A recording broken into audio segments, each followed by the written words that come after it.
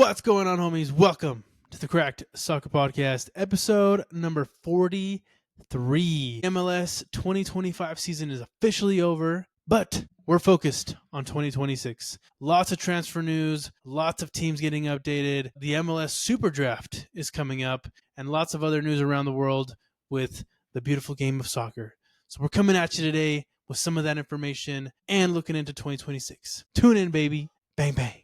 Let's Fernando. I wasn't here last week, dude, so I apologize. But it's just us two today. But how you feeling today, man? How's everything going? Good. I mean, there wasn't much going on last week in terms of MLS soccer, so mainly just football and Barca soccer for me, and keeping up with these transfers. So we'll see how it goes. Yeah, man. Lots of different things coming up. It's a little bit interesting too because I feel like there's definitely we've talked a couple times around like the windows, the transfer windows. But to be honest, I feel like the sport of soccer just never ends. Like there's always people calling, people having discussions about moving, doing this, doing that. So yeah, it's always a little bit, it's just nonstop. You know what I mean? Again, as you guys can see, PZ's not here with us today, so wishing him the best. He's got some stuff going on. We'll catch him in the next time. At this point, honestly, probably in the new year, just given the timing of this podcast, of the recording of this podcast. But let's get right into it, everybody. Let's get right into it. Going into some of these headlines, primarily, like you mentioned, the transfer talks. So to start, I'm gonna kick it off with a little bringing it back, dude. We're gonna get into some of these correct transfers of the week. Exactly. Did you read my mind? We're in sync, baby. So yeah, man, let's get it started. Maybe I can really quickly, I'll mention one of the ones that I was kind of looking at just to start us off, and then we can obviously kind of go down. Maybe the main one that I've been kind of seeing around a little bit was primarily the one with another ex Barcelona player that's potentially coming to the MLS. No, it's not Messi. X? Or no, maybe he's probably a current Barcelona player. Did I say X? You said X, but I'm assuming you're talking about L Boy.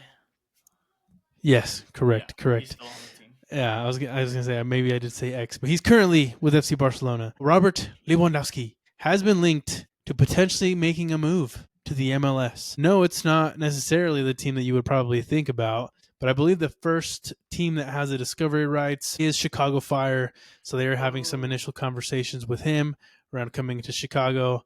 But as always, you obviously have Inter Miami in the mix. I believe there's also some articles coming out saying that he could also be looking at going into, Miami, joining the Messi train there. But curious on your thoughts here. I know you're a big Barcelona guy, big fan of the team. I'm sure you're watching, constantly kind of seeing his game. He probably is a little bit on the older side now. I believe he's about 37 years old. But, does that excite you? Is that something that you kind of look at and say, dude, bring him over? Bring him over, bro. I have followed Lewandowski for a really long time because not only does he play for Barca currently, but he also played for Dortmund back in the day. Those are two. Barca's my main team. I don't really watch Dortmund anymore. I used to watch them mainly because of Royce, but obviously now he's here. I mean, I'm all for these players coming here, giving me an opportunity to see them play, even though they may be in their later years. But Lewandowski, he can still ball, because let me pull up his stats real quick. I know this year he's been a little bit in and out with injuries, so he's missed a few things. But yeah, this year so far he has 8 goals and 1 assist in 7 games started. But I'm trying to find what he did last season. Here we go. He had 52 games played, 42 goals and 3 assists at 36, 37 years old. So he can still place him. Any team in the MLS that can get him is going to get, a good player, because he's he's 37. He's not like Suarez where he's slow and everything. Yeah. He can still keep up with the game. He's still out in Barcelona playing. Yeah, hopefully Chicago or Miami, preferably Miami can get him. But as long as he's in the MLS, I'll be happy. Yeah, same thing. I think as long as he's in the MLS, I'd be pretty happy. Honestly, I would love to see him go to Chicago and not go to Miami, just because Miami has such a star-studded team already, and they're only going to get more stars there, right? But I think I like Robert Lewandowski going to Chicago. Again, Chicago made the playoffs for the first time in since 2017 last year. So Chicago is definitely a team that, can kind of shock a couple people here and there. And I think he's even mentioned that he wouldn't really be making the move based off of a financial decision. This sounds more of like a, hey, I want to, I want to play. I want to maybe build up a what's it called, a league, Uh-huh. make it better. That's kind of what his sentiment seems to be at the moment. He is also linked to potentially going to the Saudi league, which, at the end of the day, they're always probably going to be in that conversation because of the financial situation there. But, being that we're more heavily focused on the MLS, I would love to see him there. Again, like you mentioned, big time Borussia guy. I believe he played with Bayern as well. Did he not? He did, but Okay. I was just giving a thumbs down to Bayern. Got it. Yeah, I believe he played there too, and then obviously now he's at Barcelona. So he's a stud, man. I think he's definitely a good, solid player that can definitely, get some more excitement in the MLS, which is crazy to think about. But he was one of the main people that I saw potentially coming in to the MLS. So any signings that stand out for you, my friend? There's a few. I'm gonna stick to just because there's stuff currently going on. I am gonna stick to not one specific signing, but one specific team, and kind of just go I wonder about what team. going about what they're doing. Just because they're making moves because Yeah.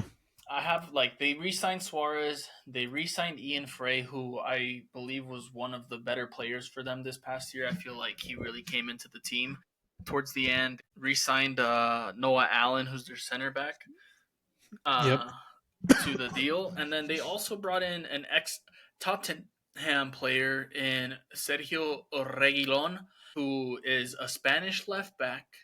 Surprise. Mm, mm. Um, that's going to be playing for Inter Miami. He's only 28 years old, which, yeah, I mean, that's pretty young. I would think it's young. I feel like I'm young. Yeah. I'm within that range, so I feel young. I don't know the specifics exactly. I don't see here on the website that they have exact specifics of what they paid, what they're doing.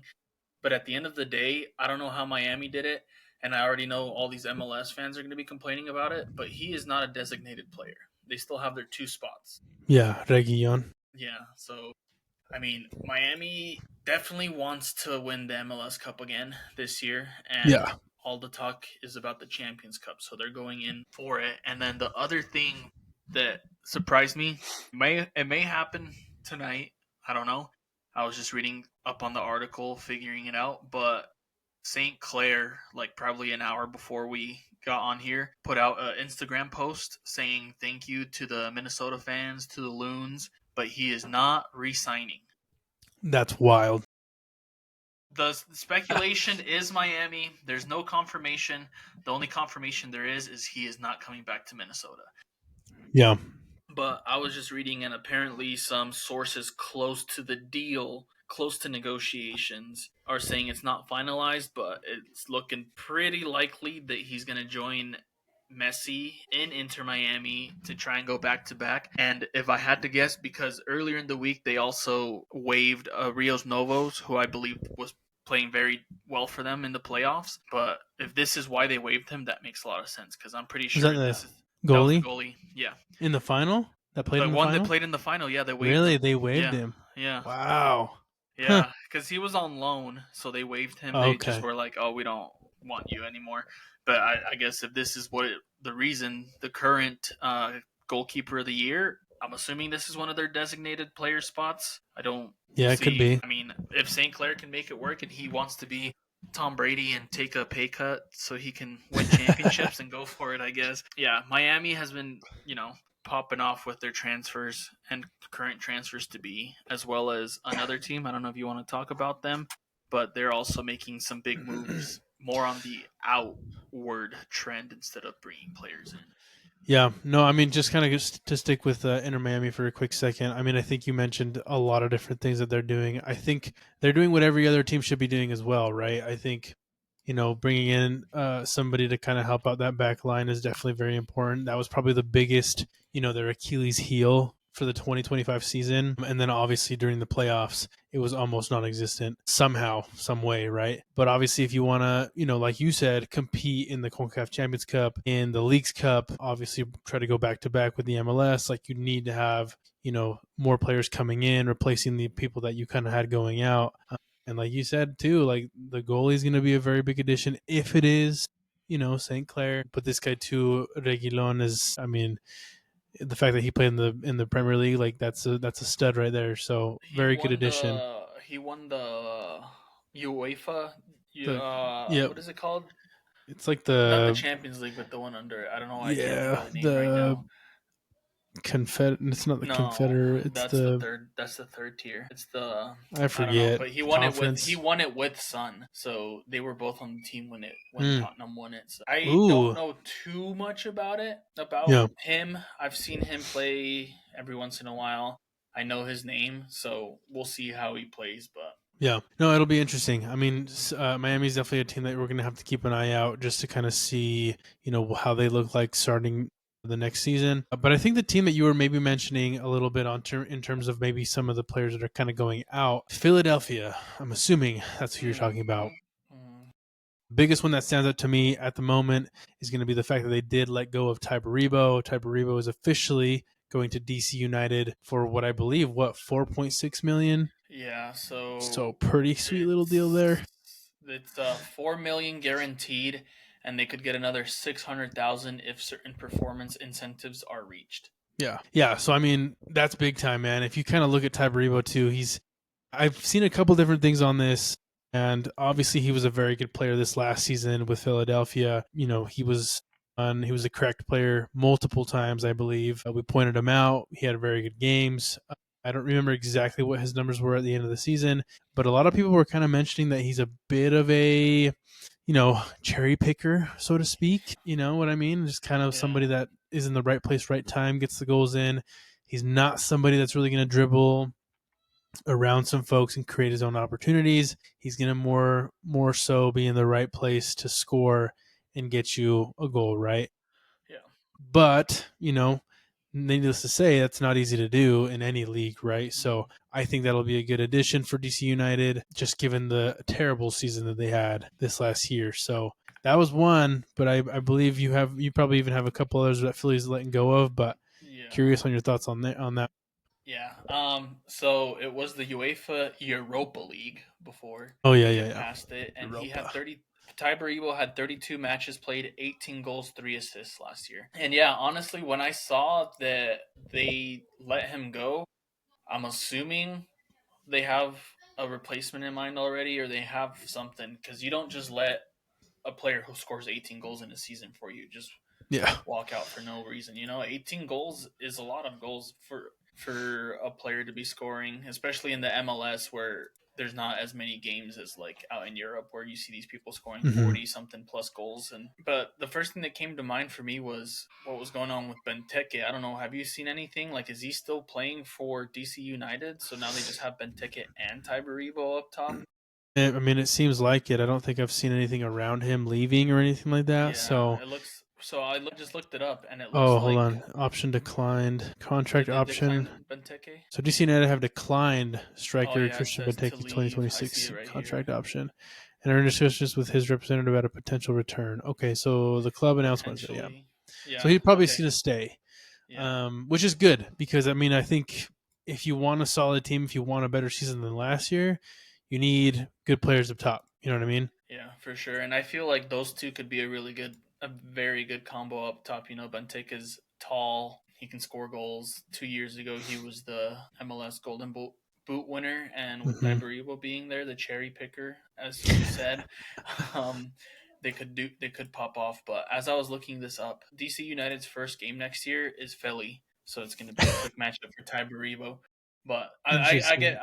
these tangents come around when I start noticing things, so I have to say it before I forget. But yeah, Yeah, Tyberibo, crazy transfer. But not only that, Philadelphia was the number one team in the MLS last year. They won the in the Supporter regular Shield. season. Yep. And not only did they get rid of Tyberivo, but now they also got rid of their one of their better defenders, Jacob Glesnes. So they're getting up to 2.2 million GAM Wow. from the LA Galaxy, who again had a very bad season. I believe they didn't finish dead last, or did they? No, it wasn't. It was I think it was San That was Jose Yeah, it was that finished Sporting it last. Kansas. Sporting Kansas. Oh, was it Kansas City? Yeah, but The I think Western or Olive? Did you mean Olive or well, was it I meant the Western Conference? Western, but you're Okay, yeah, probably yeah, right yeah. about San Jose being the worst one. Let's see. I don't remember It exactly. was DC United was the worst Oh, team it in was the. DC. Yeah. So yeah, they definitely need Ty. But again, LA Galaxy, I feel like that was one of the issues that we had with them. I mean, they played bad throughout every Mm-hmm. position in the field, I would say. Yeah, But they were pretty bad. Ricky Puig was out injury all year. Marco Royce was in and out with injury. I feel like their midfield's pretty set with just those two players, so it makes sense for them to kind of look at the defensive side of the field going into this next year because they're like, okay, we have Pearsall, Mm-hmm. and then they have Royce and Ricky Puig in the midfield who should be doing well. So now the Japanese player that they have, he's super old. I can't think of Yeah. his name, I don't but remember his name either. Yoshida, but I mean, like we said, this guy's 37 years old. Playing on defense is a bit hard because you want to be physically fit on defense, especially if you're playing Mm-hmm. up against these young strikers.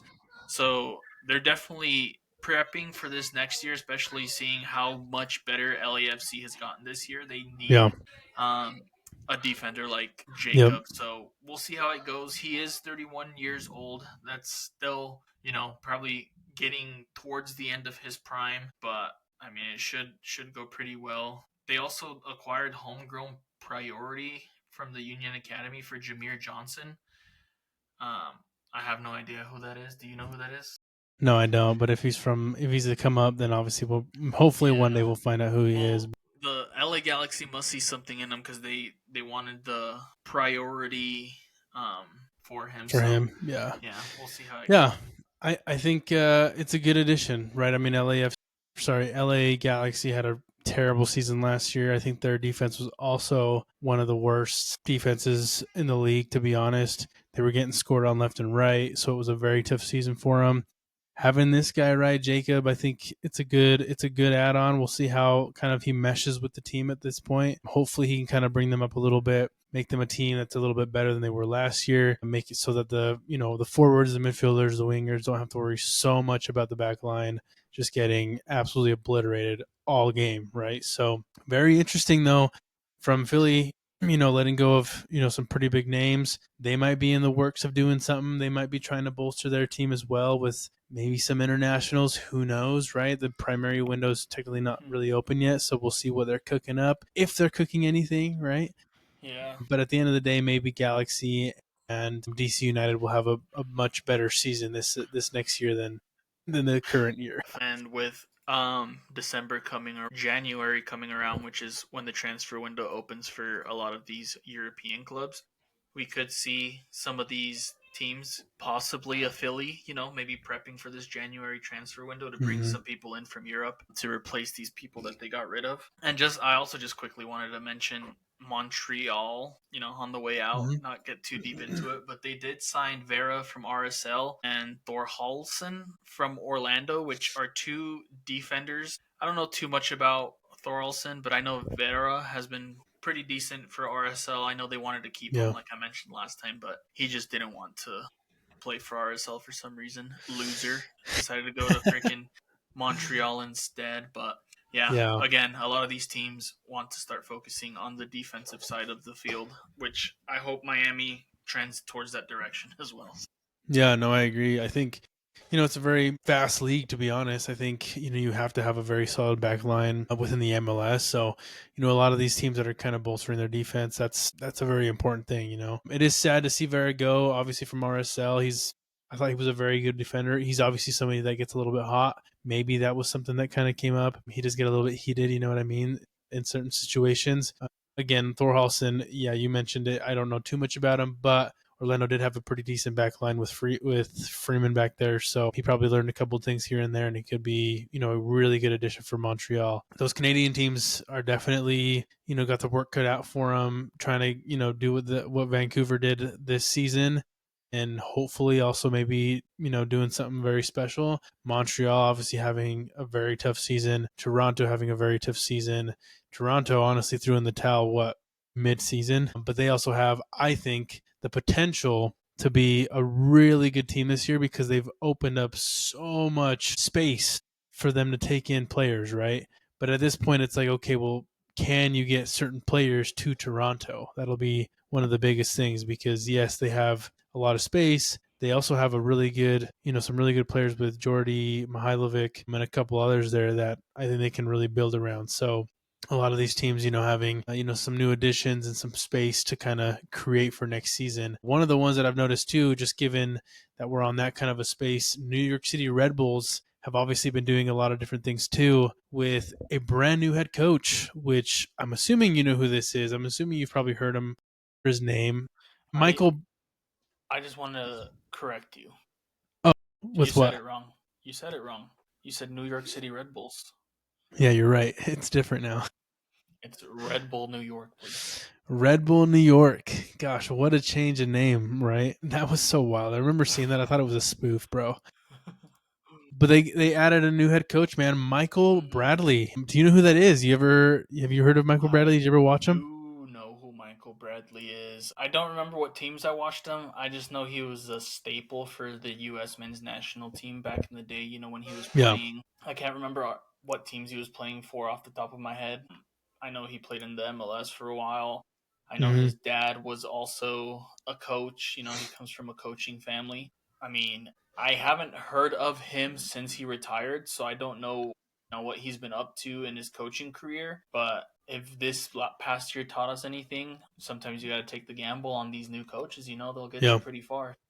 Yeah, exactly. For those that don't know, I mean, the guy has had a crazy career, to be honest, in soccer. He had 20-year journey in soccer, over 600, almost 600 professional matches, including, playing in the MLS, but also playing in the Netherlands, Italy, Germany, England. In Europe, he played for Roma, Villa, Borussia Mönchengladbach, Verona, and like just a lot of different teams, right? In terms of the MLS, he played for Toronto, which maybe that's kind of where it kind of rings a bell a little bit for you, but he was a part of that team that did really well. They won the MLS, they won the Supporter Shield, and they won the Canadian Championship in 2017 when he was a part of that team. So he's no stranger to success in the MLS, right? He played Yeah. with Josie Altidore. He played with Sebas Giovinco. Like, he's legit, right?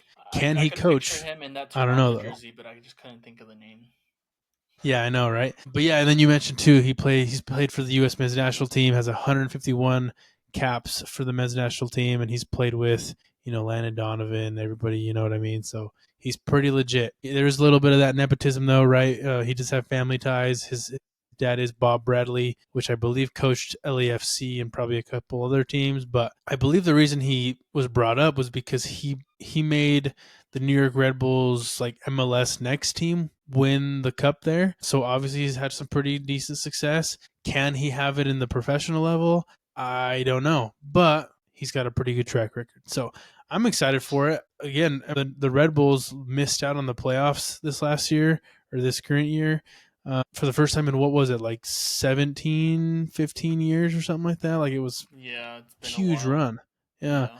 So, I'm excited for this New York Red Bulls team. I think he's a big name that maybe can even draw some more talent to Red Bulls New York. But I'm pumped for this team. I think they'll be pretty good this next season. Probably will make the playoffs. Yeah, and then I was just looking up his dad real quick just to kind of get some Yeah. background on Bob him. So he Bradley. did he did coach LAFC from 2017 till 2021, winning the Supporters Shield with them, as well as the Chicago Fire from 97 to That's right. 2002, winning the MLS Cup and the US Open Cup twice. And not only that, it looks like he coached the US men's national team from Yep. 2006 to 2011, winning the Gold Cup back in 2007. If Michael, I don't know, I couldn't think of his name. If Mike Bradley is Michael anything Bradley. like his dad, he should be bringing some very good soccer play and winning mentality to this Red Bull New York team. Yeah, they haven't won it. They've never won the MLS Cups.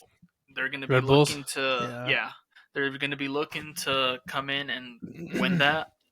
It'll probably be after Messi leaves Miami because I don't think they're gonna get close to the MLS Cup till then. But yeah, no, this is exciting. It's cool to see. I feel like this is happening a lot. I don't know if we're getting old, but a lot of these players we watched, Yeah. growing up, are now becoming coaches. Michael Yeah. Bradley, Cesc Fabregas is one of the names that comes to mind.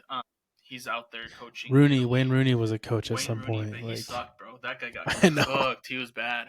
I but think Tom Brady you know, had the documentary. Did you see that? yeah. And I he didn't was like finish it, the but I heard it. I heard it. yeah, Yeah, he was like he's the owner of the team that Rooney was coaching at the time. He's like, bro, Birmingham. this fucking coach sucks ass, dude. He's just like he's lazy. I was like, Yeah, damn. Like I didn't know that yeah, about. and yeah, That's funny though. Mascherano, Oh another one of yeah, those players. Toronto. So Yeah, yeah, yeah. we'll see. Yeah, it's wild to see. So a lot of different transfer talks. Obviously, if you see anything out there, let us know. Let us know in the comments. We'd love to hear kind of who you guys are also kind of looking at, specifically teams, specifically players, whatever it may be. But I'm excited for the next season, man. I'm excited for the next few weeks. I'm excited to see, specifically in the Eastern Conference, I'm excited to see how Atlanta bounces back because they had such a terrible season last year.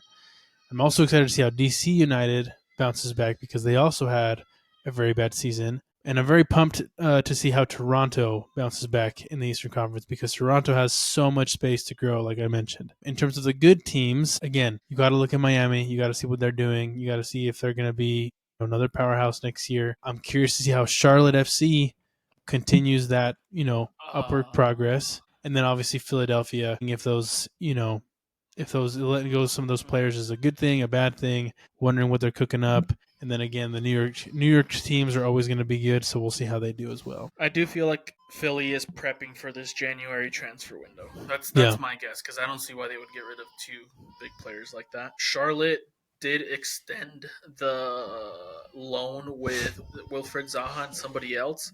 So he will be coming back this next year. And yeah, we'll see how it goes. We'll see. Hopefully, we get some big names in. Griezmann has been, a name floating around for the longest Always. time. I know I see things all the time. Apparently, Messi really wants Koke to come in and Hmm. replace Sergio Busquets. I don't know if you know who he is, but he plays for Atletico Madrid. And he played with DePaul, so they'd have that chemistry going straight into it. So we'll see. Interesting. Hopefully, we'll see how this next few weeks play out.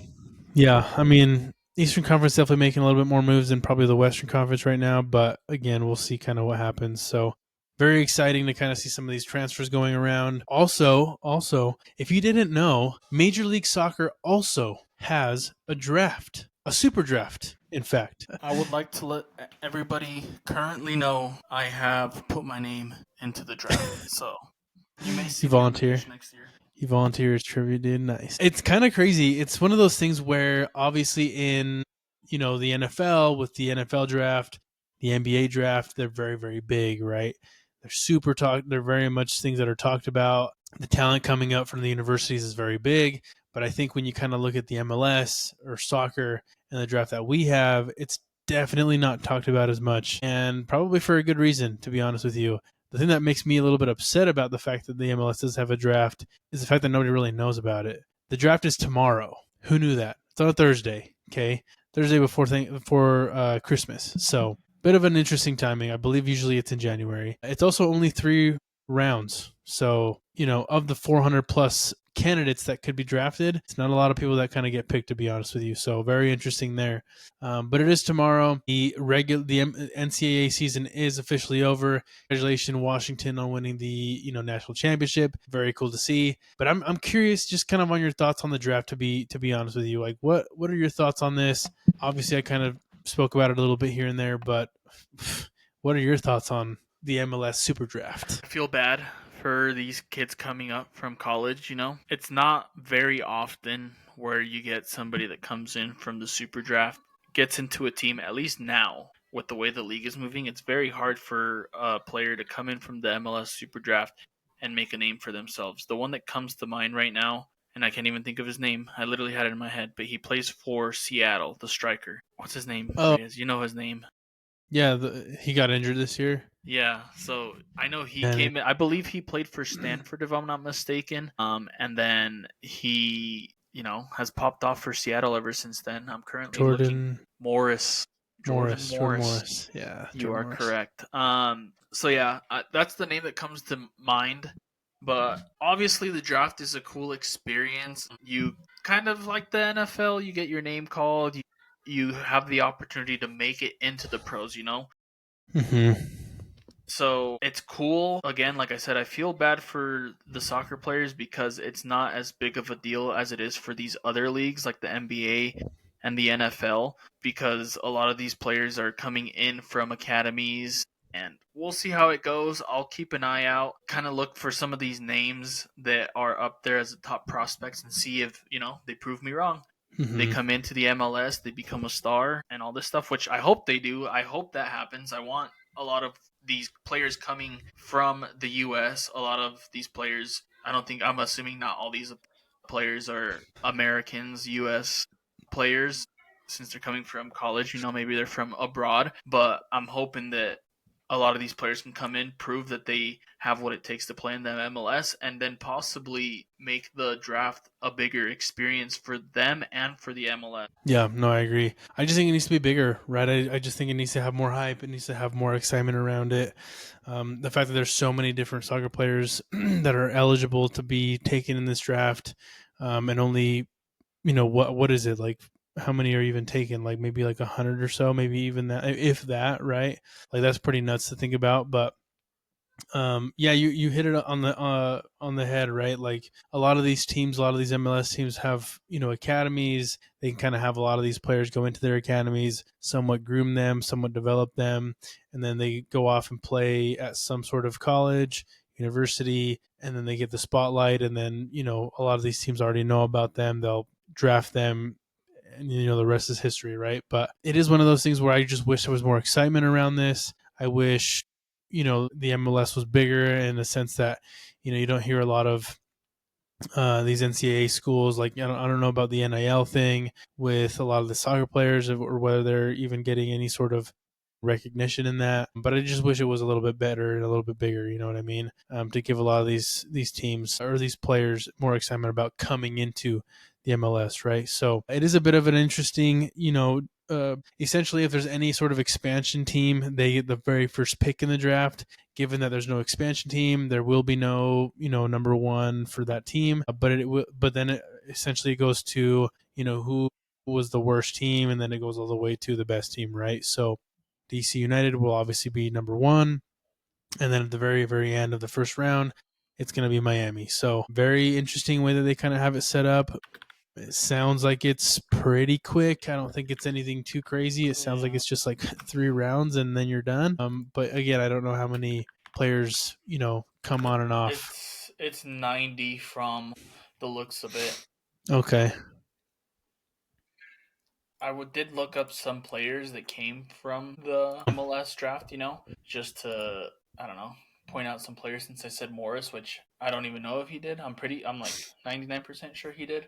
But do you know who the MLS top goal scorer is, like in the history of the MLS? The guy from San Jose, no? Yeah, Wondolowski. Chris Wondolowski. Wondolowski. Yeah. Exactly.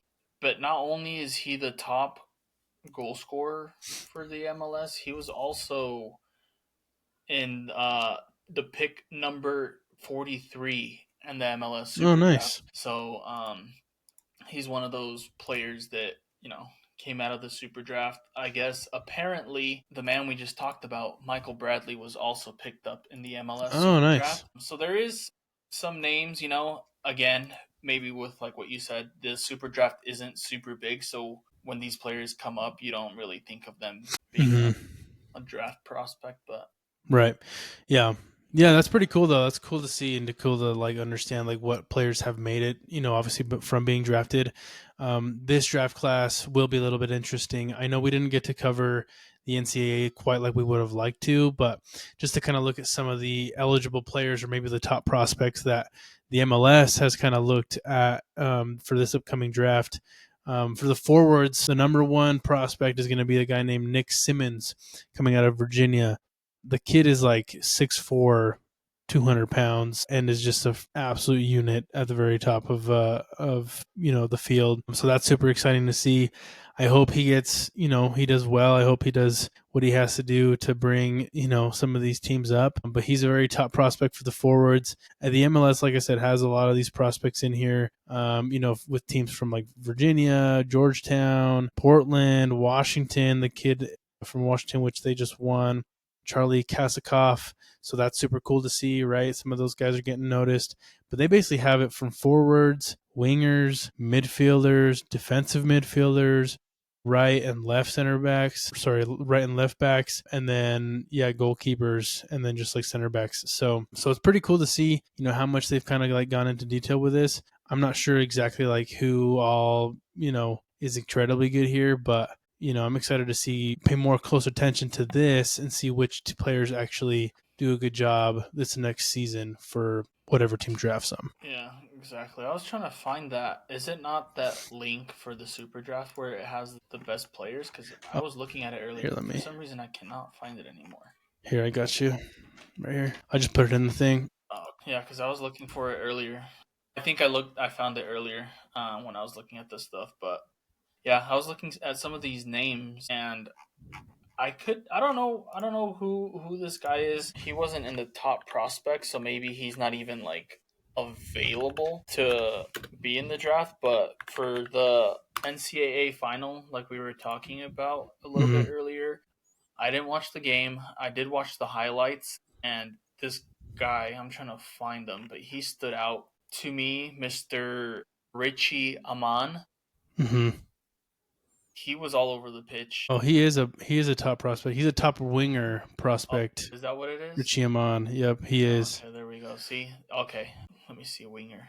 Yep, right there. Literally the number one for wingers. That makes sense. I was looking for him in forward or midfielder, but there he is. But I can see why. This guy was all over the place. He wasn't carrying the team, but I liked watching him play. He was dribbling the ball. He was able to get past these players, giving them a hard time. He did make one assist.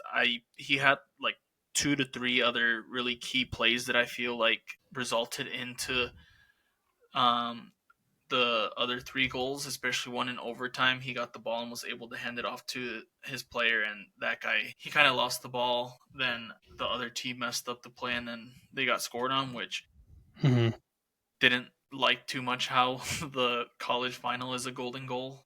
I know, I hate that rule. Like that sucks for the other team. Yeah. Because they worked so hard to get back up to 2-2 just for them to lose after the other team scores 1 goal, or even if Washington were to lose that way, it sucks. So maybe they can fix that here going in. But yeah, shout out to that guy. I just wanted to give him some props for popping off the way he did in this final. Not only that, but Washington going in and beating 4 back-to-back nationally ranked teams when they weren't even ranked going into the tournament. So yeah, I noticed that. That was pretty insane. And all of them away, by the way. All of their games had to have been away because they weren't even ranked. So super crazy for them to do. And something too that I kind of noticed on here while I was kind of looking at some stuff was, obviously one of the things that stood out was this whole thing with Generation Adidas. I'm not sure if you're aware of this, but like something that it said right here was Georgia Southern standout Lewis is among the Generation Adidas class after bagging 9 goals in 17 games. And so they kind of mentioned that on here,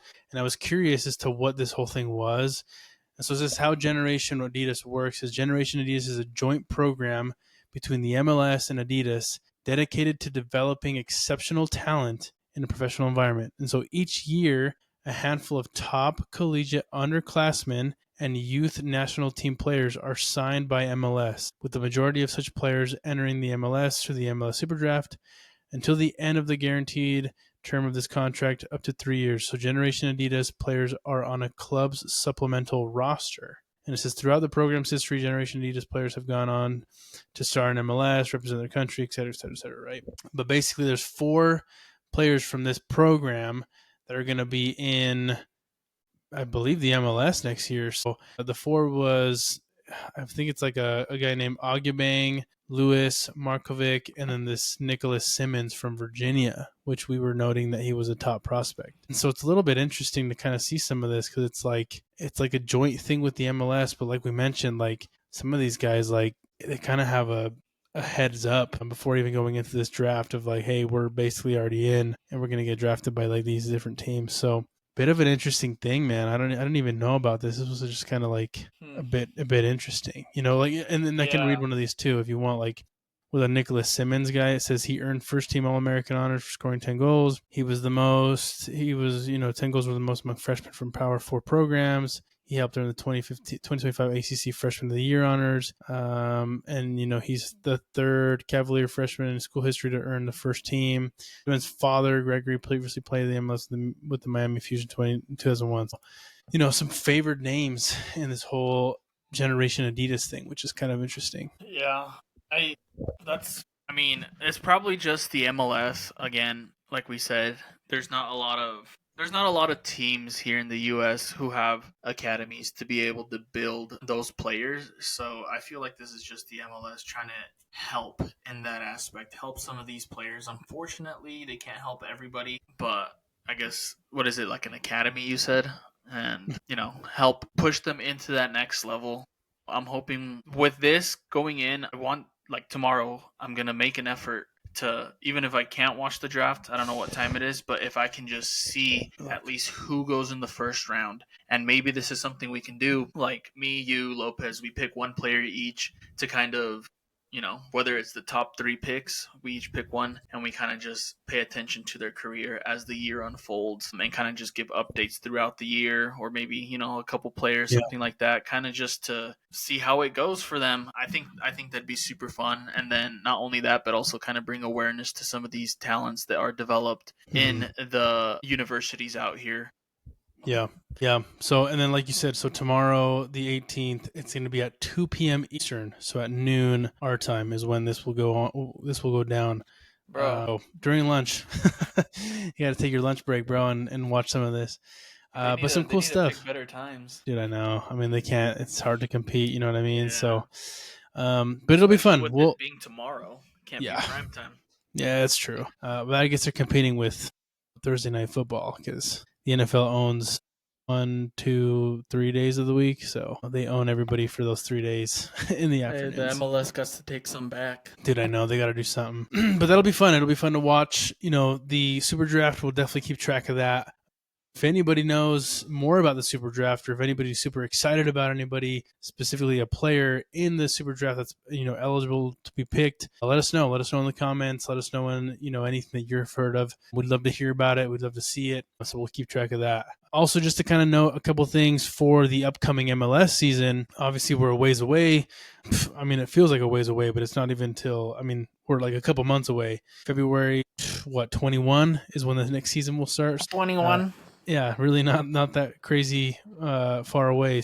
One of the things I did want to point out was a very early game that's going to go down in the 2026 season, the season opener, on Saturday. That Saturday, I believe 7:30 p.m. prime time, you know what I mean? We have LAFC taking on Inter Miami for the season opener. I believe it's also going to be like the last game that Miami has in Chase Stadium, I believe it's called, before making their move to their new Freedom Park. So a couple cool games coming up, but to be honest, that's going to be that season opener that I think everybody's going to want to watch, right? Like you got Sun and Bawanga on LAFC taking on Messi and the boys. And then that new signing, in St. Clair, but also the guy on defense that played in Tottenham that probably played with Sun. So, oh my gosh. Yeah. Big headline. I see why you were making that face earlier. I was like, that's what I was. I had to remind myself. But that'll be fun. Not only that, but it's sort of like what could have happened had Vancouver not, lost. Exactly. Or not won against LAFC.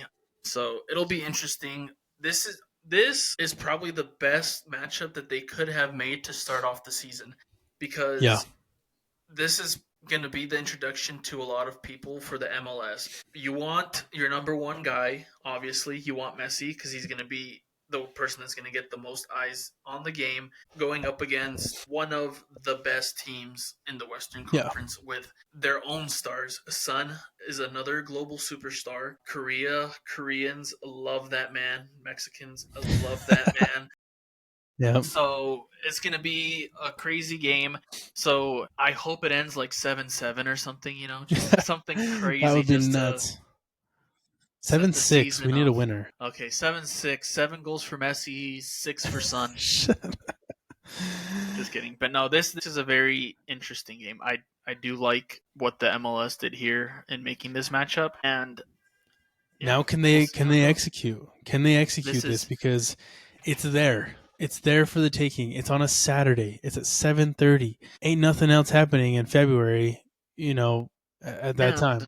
you don't need a subscription anymore. Uh, So you may no have more subscription. eyes going into this game. So Yeah. you know what? I hope it does well, honestly. Yeah, it should. It'll be post Super Bowl. It'll be pre March Madness. NBA still kind of like going on, so it's not really going to be like any playoffs or anything like that. I think this has to be it. Like you have to market the hell out of this. You have to tell people about it. You have to get people excited about it. MLS season opener, opening day, and it's on Saturday night. Like what more would you want, right?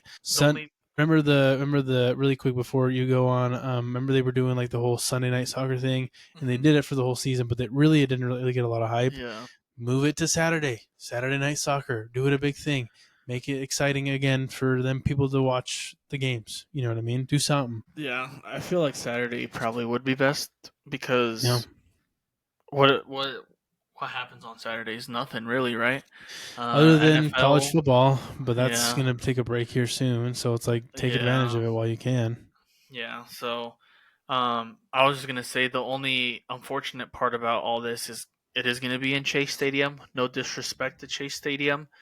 Obviously, they built their new one. They probably would have Mhm. been nice to have that home opener in there just to Yeah. see Break it how in. see how the crowds are. Obviously, Miami crowds are usually pretty good, so I'm hoping this MLS opener is pretty good. And I just say that because you want the MLS to have this great game, but also show what the fans are like.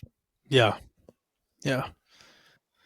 The camera shows everything, so you don't want to see an empty stadium, Hmm. which I highly doubt.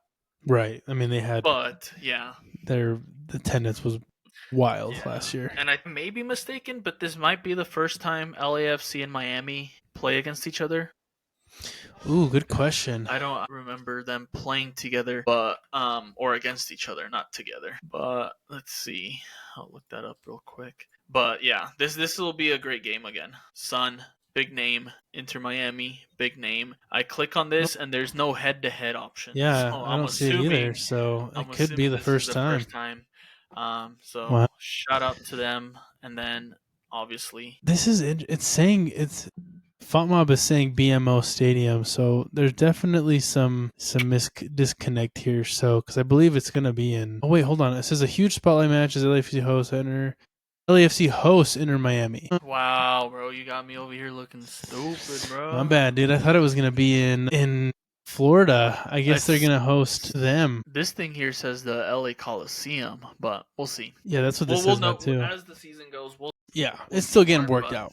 My bad, my yeah, bad. The reason I saw that was because they have another game. So Inter Miami plays Austin FC, but that's going to be the inaugural match in Miami Freedom Park. So that's my fault. But if it is going to be in California, I say the three of us, we need to pull out this calendar and start booking stuff so the Crack Soccer podcast can go do some vlogs, do bro. some game day vlogs, bro. So We need to do it. we can do that. I don't know. Ticket prices are gonna vary, Well, if we but get them early, there's one opportunity that we can for sure go if he plays, because I don't know if you guys have heard that's if you're in the Utah, you've heard. RSL hasn't promoted it at all, so not a lot of people know.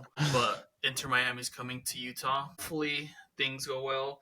Currently, as it sits, tickets are around $450 per person, which is a bit outrageous for me, even for Messi. It's outrageous. I'm thinking it'll drop down. Hopefully, we'll see. Probably Um, not. probably not, but if we People can out here get in Utah tickets to like to the if we scalp. can get tickets to the home opener or the season opener next year, that'd be great. Make a Yeah. freaking road trip out of it. Vlog in some things. We don't do planes here. We do caravans. We'll rent an RV and I'm only planes. I ain't driving unless I'm driving to the Real Salt Lake Stadium or the airport. I ain't driving anywhere farther than that. bruh. Be a man, dude. You don't want to drive 24 hours nonstop with no sleep, Nope. bro. Nope, Men I'm do. good. I could fly for 2 hours and make it back to see my kids, so I'm good. But speaking about some ticket pricing, just to kind of go off of the MLS for a quick second before we end the episode, around the World Cup. Again, the World Cup is next year. It's been around. We've been talked about it. Everybody's probably seen some things about it. But a couple things really quick to note.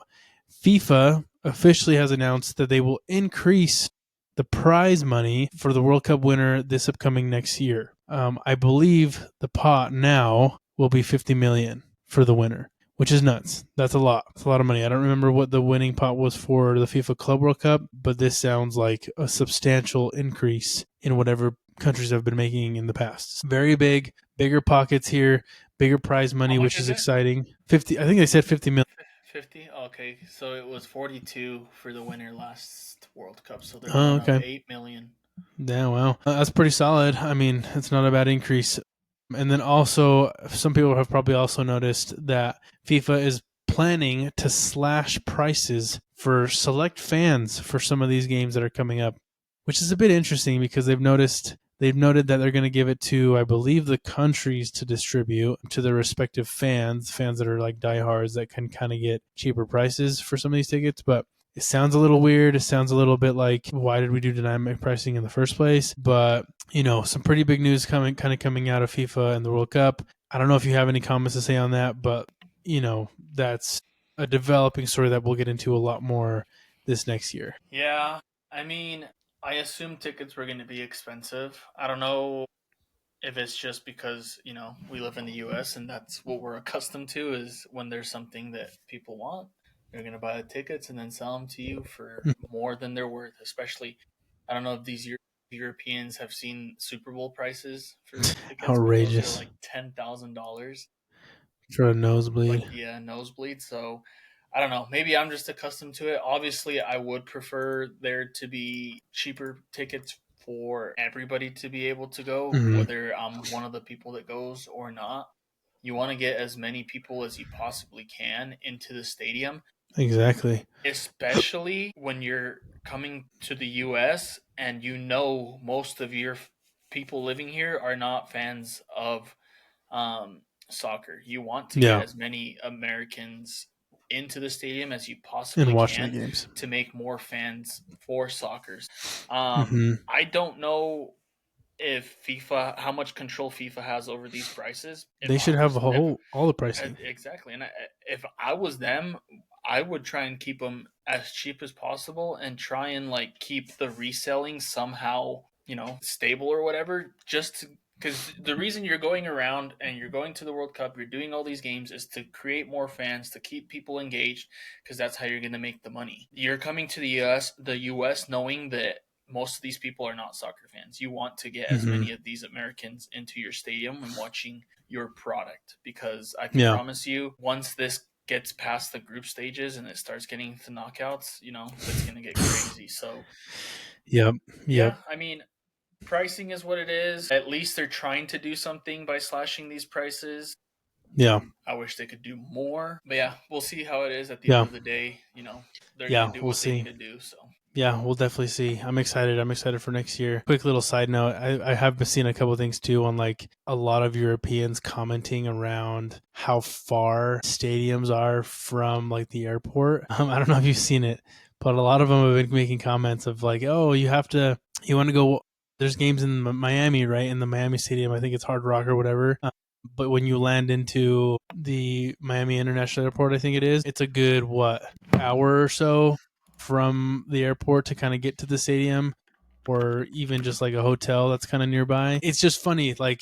I've never really thought of it that way, because in the States, we're very accustomed to just driving. You need a car. You know what I mean? You're going to need a drive to get wherever the hell you want to get to, unless you live in downtown Los Angeles, downtown New York City, in the city. You know what I mean? It's just funny to hear about people saying dude, you got to drive from here to here. It's a couple hours. It's basically in Europe and England or whatever. It's from this stadium to this other place. It's so far. It's wild to think about. And I'm dude, that's just kind of how it is. I know. That was funny. Yeah, because I remember some people were talking about oh, I live someplace in England.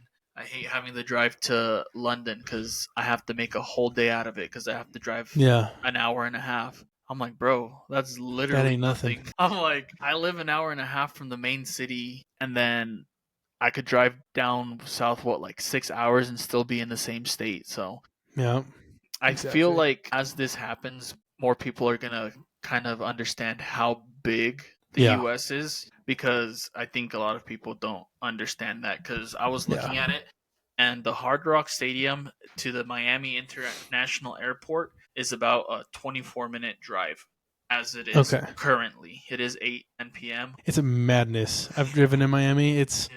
It's a It's joke. crazy. So then for like a public transport, like bus, T-Rail or whatever it looks like it's here, it's an hour and a half using that. So, I mean, Yeah. it makes sense coming from somewhere like that. I feel like they'll feel really comfortable in New York because that's a pretty walkable Yeah. city, I would say. Yeah. But yeah, a lot of these cities that they'll be coming into are not walkable Right. at all, The, especially LA. I know if you want to, I was just thinking about this when I brought this up. And I was like, dude, if you really want to make money during the World Cup, like, you know what you should do? And this is a business idea for anybody. If you're not going to, there's people going to make some money on like buying tickets, reselling it for obviously a little bit of a higher price, whatever. But if you want to make money during this World Cup, you got to buy you got to buy some cheap economical cars, maybe even some cars that have like a lot of space, like a van or like an SUV, and put them on Turo or whatever app to kind of like rent a vehicle. Dude, you're making bank, bro, because everybody's going to need a car. I mean, sure, you can try the public transportation or like Uber or whatever, right? Like rideshare. But like if you buy a fleet of cars in California, so many games are in California, like you're making money, dude. You're going to make money from these people that are going to need to rent these cars, drive to the stadium, drive back to their hotel, drive to the next stadium, whatever it may be. Dude, you're making bank, bro. I'm just saying, entrepreneurs out there, dude, like get in the car, like buy some cars, rent them out, dude. I'm gonna buy a house in Miami. No, in New York, in Buy a Airbnb. house. There you Yeah. go. Yeah. You probably make the money for the year in those 2 months. You think so, bro? Houses in New York are a lot. Well, New York is a whole different ballgame, Yeah. bro. Good luck with that one. But anyways, a lot of cool things coming up with the World Cup. We'll definitely keep an eye on it. A lot of different things, in the works before then. A lot of news that'll be coming out. So if there's anything that we were missing, anything that you guys want to hear about us discuss for the World Cup, let us know. But this is it, fellas. This is it. This is it for 2025. It's been real. It's been fun. It's honestly been really fun. So, I'm just going to say like, hey, like, thank you so much for, supporting the channel. Thank you so much for supporting our content. We take time out of our day to kind of do this and we honestly enjoy it. But again, it's for, all of you. It's for us to learn. It's for everybody else to kind of, enjoy watching us. It's December 17th. So, for those of you for next week, like Merry Christmas, Happy Holidays, Happy New Year. We probably won't be able to get an episode out in the next 2 weeks, just given everything going on. But 2026, we're going to hit it pretty hard. Yeah. Thank you guys so much for watching, for tuning in. Fernando, anything from you, man? No, just reiterating what you said. If you liked it, give us a like. If you didn't like it, give us a like and subscribe. But yeah, so we just kind of wanted to come in today, get a little bit of this transfer news out, and then hopefully by the time we come back, there'll be some more interesting stuff going on. Maybe somehow Miami got Cristiano Ronaldo to come play for them. Who knows? We'll get some crazy stuff going on. He's But he's bought from Saudi, dude. He's bought from that yeah, oil money. He ain't yeah. leaving. He's got that oil money. He doesn't want to come to the U.S. He doesn't want that other money. But yeah, so shout out to everybody. Shout out to El Capi, keeping us afloat. So yeah, we'll see you guys next year. Who knows when? Hopefully sooner rather than later. But see you. Yeah, we'll get it. We'll get it going. Appreciate y'all. Peace.